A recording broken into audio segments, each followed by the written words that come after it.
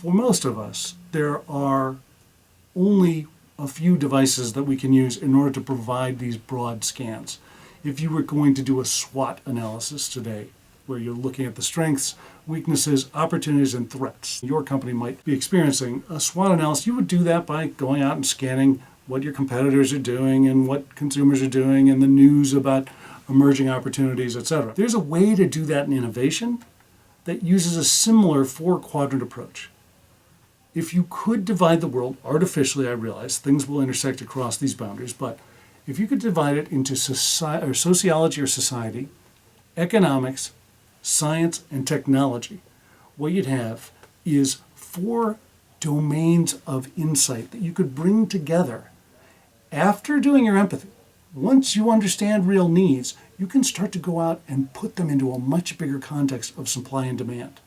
What are the other things that we're hearing in this space that are representative of changes taking place that are going to alter our consumer, our customers' expectations? It's going to alter the services that they receive or the technologies that are available to them on the supply side, and bring that into your thinking. It'll help you to see farther. It'll help you to design farther into the future. It'll help to give relevance that lasts much longer than a traditional product cycle. In sociology, what we're looking for are emerging behaviors and extreme users.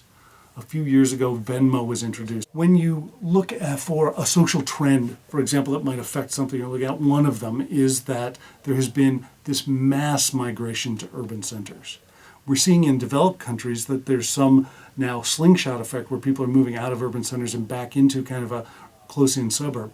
But for the most part, all of human history has shown human beings making the march, accelerated during the Industrial Revolution and continuing today, from the farm to the city. And that is happening in a way that's creating new cities at a rapid pace, particularly in China and India, at much higher density and scale, and creating totally new consumer or user behaviors and social demands for everything, from primary resources to the way that we use space to the way that we communicate in public transportation.